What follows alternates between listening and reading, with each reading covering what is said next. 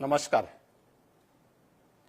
लोक आस्था, प्रकृति प्रेम, पवित्रता, आज सूर्य उपासना के महापर्व छठ पर हमारे तरफ से आप सब माता बहनें, आप भोजपुरी समाज के लोगन के बहुत बहुत मंगल कामना। छठी मैया की कृपा से हमारे प्रदेश में सबके जीवन में सुख आ खुशहाली बनल रहे, यही प्रार्थना बा। जय जय छठी मैया। बहनों और भाइयों, मुझे बहुत प्रसन्नता है कि अखिल भारतीय भोजपुरी समाज का यह छठ महापर्व का ये 40वां वर्ष है। सन 1984 से ये लक्ष्मण मेला मैदान में यह आयोजन लगातार होता रहा है और अब तो यह न केवल भोजपुरी समाज का बल्कि अखिल भारतीय समाज का यह उत्सव बन गया है। जहां कहीं देखो भोजपुरी समाज बिहार से, पूर्वी उत्तर प्रदेश से, देश और दुनिया में जहां कहीं भी गया, अपने साथ पर्व की सुगंध को ले जाकर के एक भारत श्रेष्ठ भारत की इस परिकल्पना को आगे बढ़ाने के लिए कार्य कर रहा है।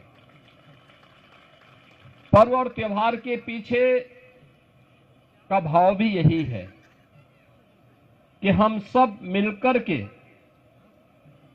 भेदभाव को समाप्त करके एक समरस समाज की स्थापना कर सके, अपनी विरासत पर गौरव की अनुभूति कर सके। विरासत से भटका हुआ व्यक्ति एक त्रिसंगो होता है, जिसके जीवन का कोई उद्देश्य नहीं होता, और निरुद्देश्य कोई व्यक्ति जब कार्य करता है तो उसमें कभी भी उसको न आत्मिक संतुष्टि हो सकती है और न समाज ही उससे संतुष्ट हो पाएगा। इसलिए विरासत को विकास के साथ जोड़ करके प्रधानमंत्री मोदी जी ने देश के अंदर जो कार्यक्रम प्रारंभ किए, आज एक नए भारत का दर्शन हम कर रहे हैं। और पर्व और त्योहारों के पीछे भी यही भाव होता है, हम सब मिलकर के इन आयोजनों में सहभागी बने। न जाति का बंधन हो, न क्षेत्र का हो, न भाषा का हो, किसी भी प्रकार के बंधन से मुक्त होकर के एक समरस समाज की स्थापना के लिए हम सब मिलकर के कार्य कर सके, इस भाव के साथ एक कार्यक्रम आयोजित होते हैं। और छठ आयोजन ने भी पूरे देश के अंदर उसी भक्ति भावना के साथ लोगों के मन में एक स्थान बनाया है। अब मैं देखता हूं कहीं भी आप जाइए, केवल दिल्ली और मुंबई में नहीं, चेन्नई में भी, हैदराबाद में भी, बेंगलुरु में भी, और देश के अंदर ही नहीं दुनिया के अंदर भी लोगों ने इस आयोजन के साथ जुड़ करके लगातार इस आयोजन को एक नई ऊंचाई देने और इसके साथ लोग जुड़ रहे हैं। यह भोजपुरी समाज की दुनिया के अंदर महत्व और उसके माध्यम से पर्व और त्योहारों के माध्यम से लोक आस्था को जीवंत बनाए रखने का एक आदर्श उदाहरण है, और छठ महापर्व उसकी एक महत्वपूर्ण कड़ी है।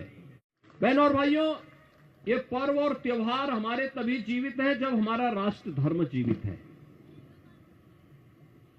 और हम सबके जीवन का हिस्सा होना चाहिए कि पर्व और त्योहार हम लोग आयोजित करें, उनके साथ जुड़े, लेकिन इन सब का समावेश एक राष्ट्रीय धर्म के साथ हम लोग करें। राष्ट्रीय धर्म जिसमें सब, हर व्यक्ति के लिए हर काम देश के नाम, हर काम देश के नाम। मोदी जी यही कहते हैं, प्रधानमंत्री मोदी जी के जीवन का संकल्प यही है। लेकिन एक और जहां हम इन आयोजनों के साथ जुड़ रहे हैं, अपने पर्व और त्योहार के माध्यम से समाज को जोड़ने का काम कर रहे हैं, वहीं कुछ लोग ऐसे भी हैं जो भारत में रह करके भारत की अस्मिता और भारत के अस्तित्व के साथ खिलवाड़ करना चाहते हैं। और जो लोग इस प्रकार का कृत्य कर रहे हैं, उन्हें किसी भी भारतवासी को बर्दाश्त नहीं करना चाहिए। याद रखना, 140 करोड़ भारतवासी जब एकजुट होकर के एक स्वर से बोलते हैं तो पूरी दुनिया आपकी बात को सुनती है। जब हम जाति, मत और मजहब के आधार पर बटे होते हैं तो दुनिया भी आपको नजरअंदाज करती है। एक स्वर से 140 करोड़ भारतवासी जब बोलेगा तो दुनिया की किसी देश की, दुनिया की किसी भी ऐसे तत्व की का दुस्साहस नहीं जो भारत की ओर टेढ़ी नजरों से देख सके। कोई नहीं देख सकता। लेकिन जब हम आपस में ही बटे रहेंगे तो ये दुष्परिणाम भी हमारे सामने आएंगे।